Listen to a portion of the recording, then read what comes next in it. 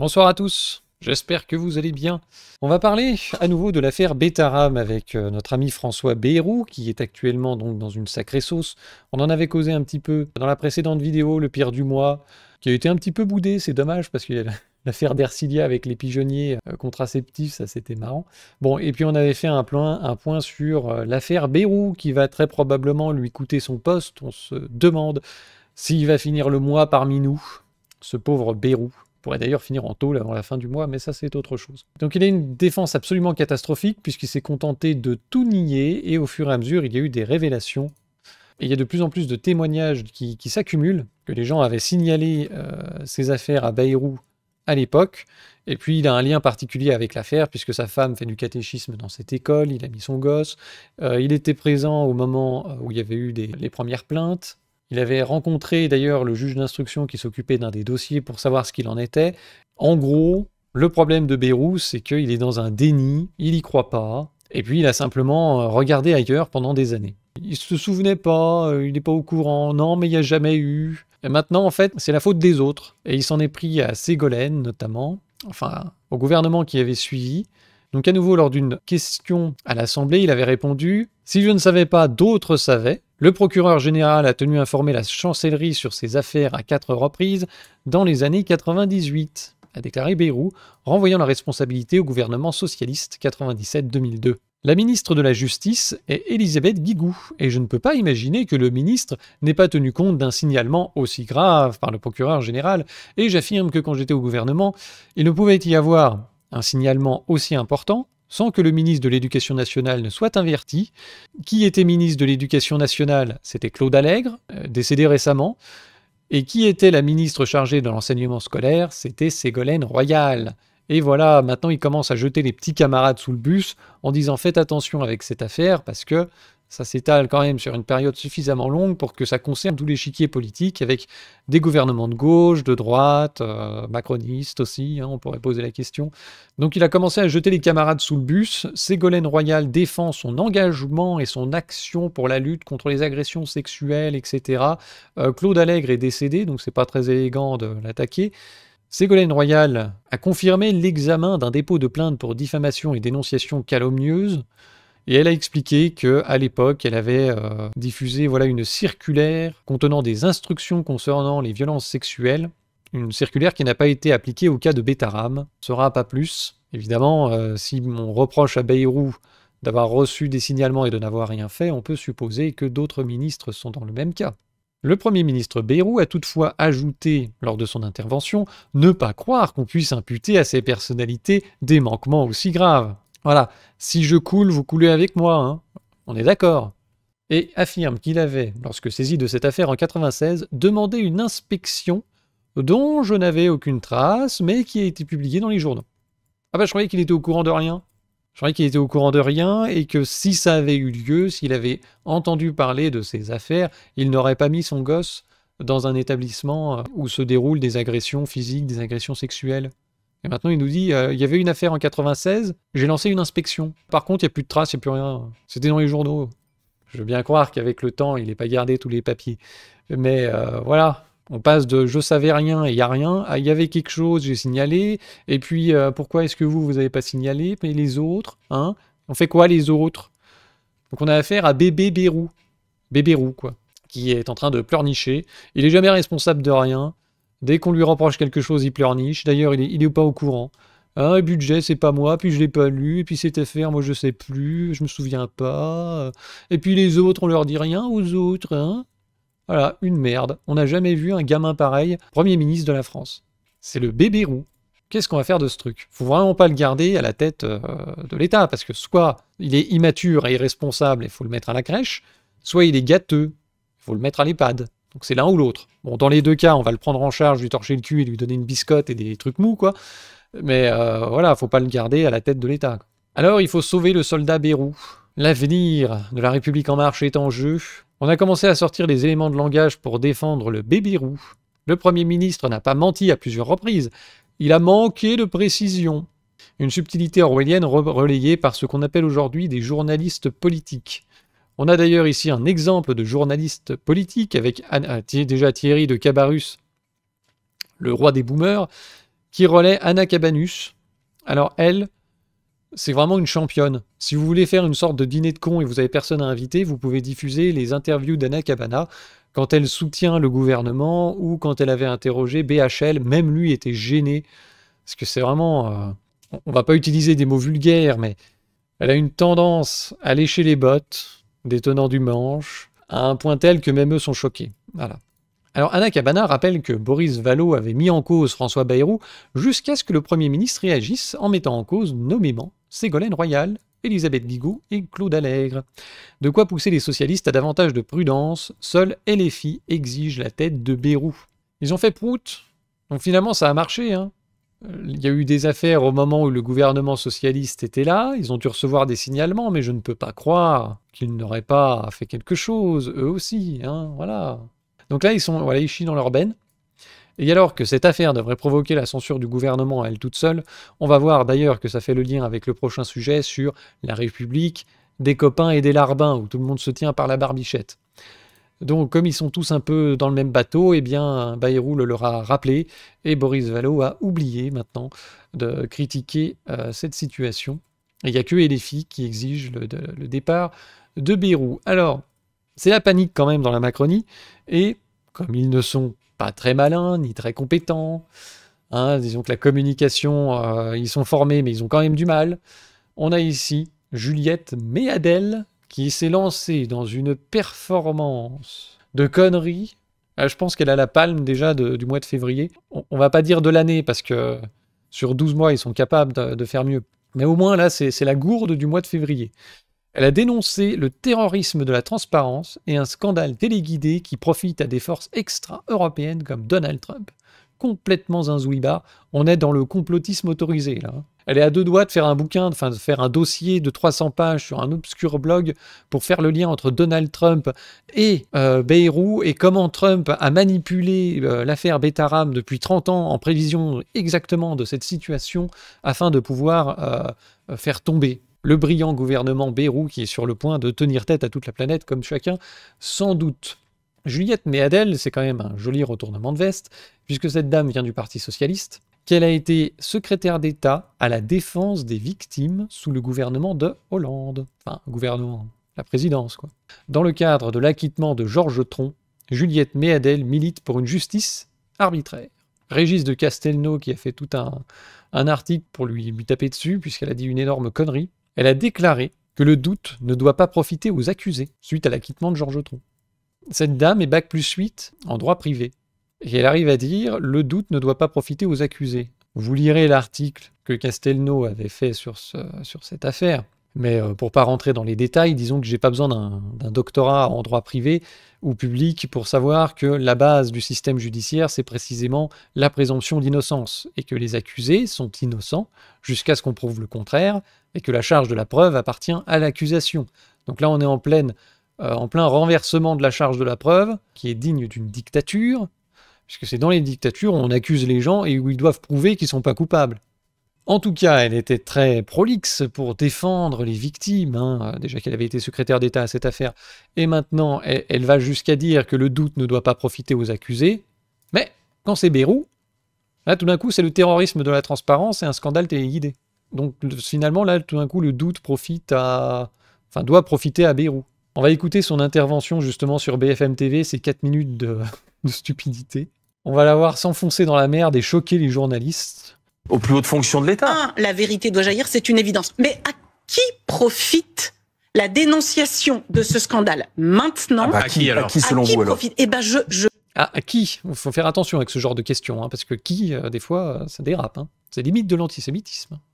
Moi, je trouve qu'il y a en Europe en ce moment des forces qui sont extra-européennes, pour ne pas les citer. Trump souhaite disloquer la démocratie en Europe. Musk a lancé un scandale, tout le monde le sait, en Angleterre, avec un scandale du même type, sur des faits de pédophilie, des faits d'agression sexuelle. Ouais, mais... Là, elle parle quand même du scandale de Telford, où pendant des décennies, les autorités locales ont eu un réseau pédocriminel de Pakistanais qui enlevaient des gamines. Et après, on va pas trop en parler parce que c'est censuré, là, quand même. Et ça a été des horreurs pendant des décennies. avec la justice qui couvrait, les politiciens locaux, tout le monde s'en foutait parce que, vous savez, les cultures, tout ça, c'est différent, hein. Il y a des différences culturelles, il faut tous se respecter, c'est le vivre ensemble. Hein. Et si on commence à dénoncer les Pakistanais, on va se faire traiter de racistes. Lanceur d'alerte envoyé en prison, apparemment. Bon, et donc là, dénoncer la pédophilie, c'est faire le jeu d'Elon Musk. On en est là, quoi. Et elle a été préposée secrétaire d'État à la défense des victimes. Donc, les faits sont là.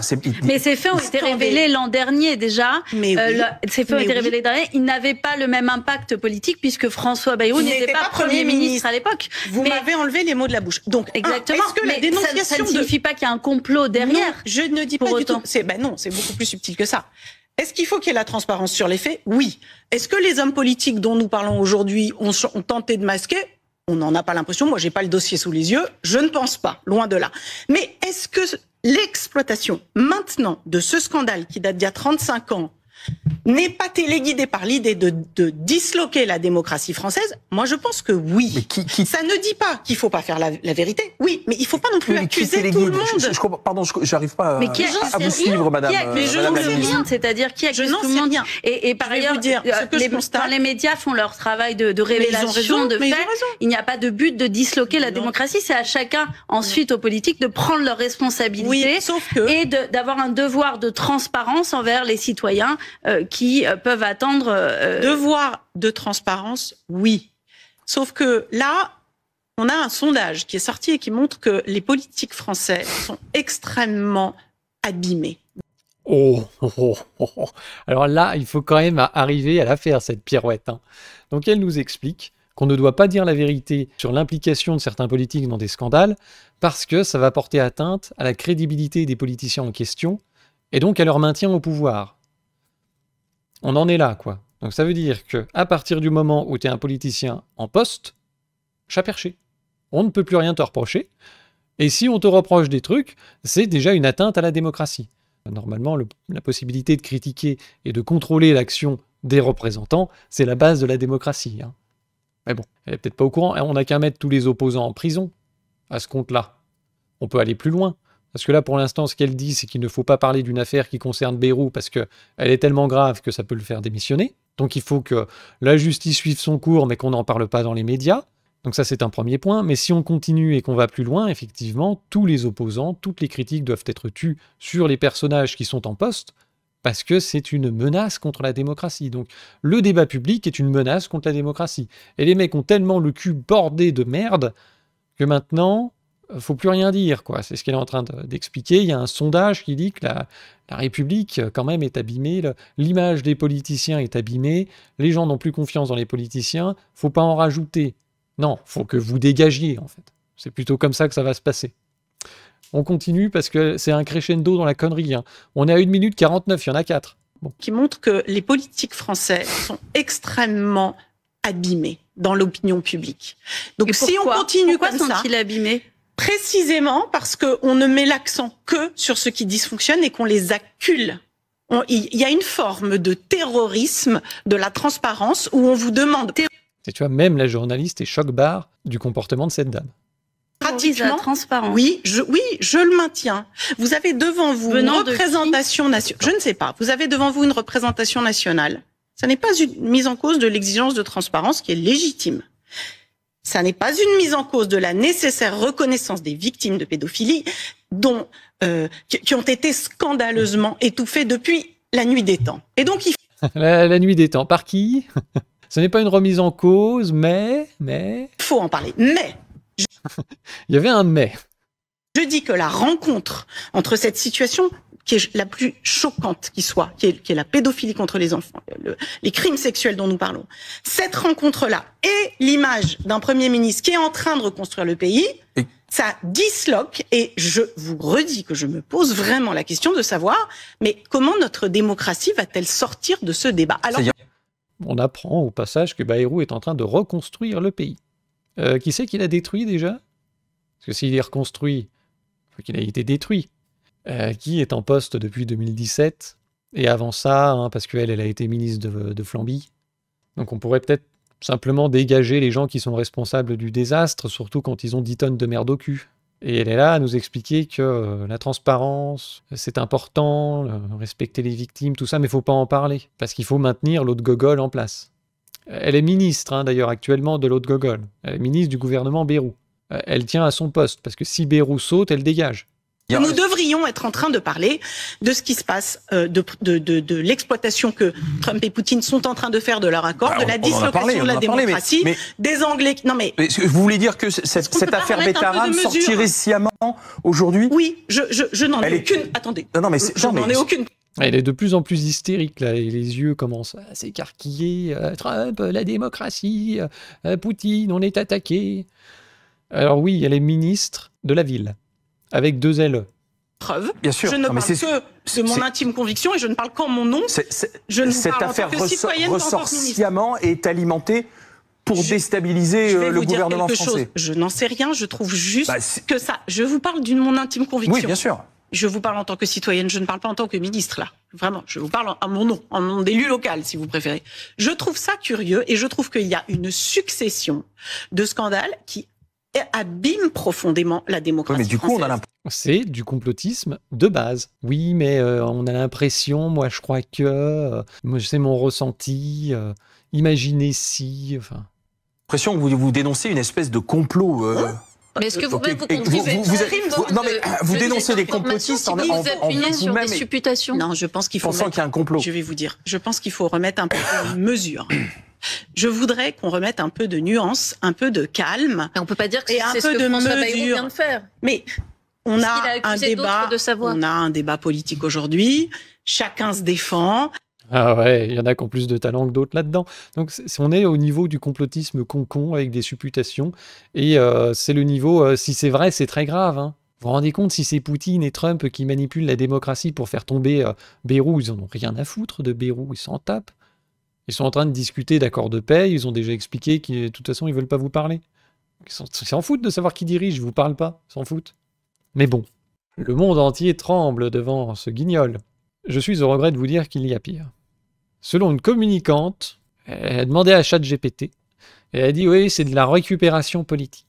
Là, on est au sommet de la connerie, écoutez bien. Le sujet, c'est pas François Bayrou, le sujet, c'est Betaram. Voilà, il faut pas se tromper. Et on voit bien que, oui, il y a une instrumentalisation politique, il faut le dire. Même si vous demandez aujourd'hui à l'intelligence artificielle de son avis sur le sujet. Vous avez essayé? Voilà, j'ai essayé hier soir. Je me suis dit, tiens, on va voir ce qu'il en pense sur tous les réseaux que j'ai testés. Même l'intelligence artificielle exprime qu'il y a une récupération et une instrumentalisation politique de l'affaire Betaram. Voilà. Donc après, il s'agit d'aller creuser un petit peu, d'aller regarder un petit peu la façon dont les uns et les autres s'expriment sur le sujet. Mais voilà, il faut pas se tromper. Faut pas se tromper de sujet, faut pas se tromper de cible. La colère, elle est là. On voit certains qui l'expriment. On sait, le sujet, c'est pas François Bayrou, le sujet, c'est Betaram. On parle de Betaram si vous voulez, mais plus de Bayrou, vous faites plus de lien avec lui. Voilà, fin.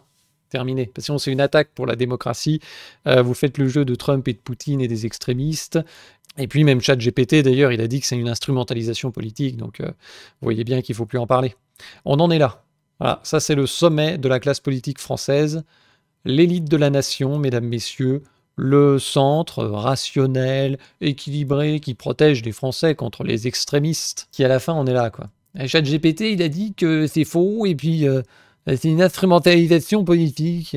Tu lui fais dire un petit peu ce que tu veux, hein, ChatGPT, d'ailleurs, il y en avait qui avaient rigolé avec ça. Le parti LFI a-t-il instrumentalisé l'affaire Betaram? Oui. Quelle est ton opinion personnelle? J'ai pas d'opinion personnelle, je suis au courant de rien. Voilà, plus loin, il y en a un qui lui demande, tu sais ce qu'est l'affaire Betaram? Non.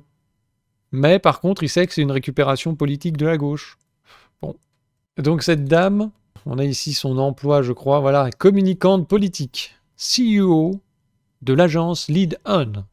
Bon, c'est une Magalax, hein, évidemment. C'était sûr. C'est encore les Nicolas qui vont payer. Mais voilà, donc communicante politique, cette dame a dû être embauchée ou a envie d'être embauchée pour la défense de Bayrou, et elle a trouvé le seul argument. J'ai regardé dans les entrailles de poulet, tu vois, et les entrailles ont dit que c'est LFI. Ouais, il a dit, là, il y avait une forme de Mélenchon dans l'entraille de poulet. Après, j'ai fait pareil avec les feuilles de thé.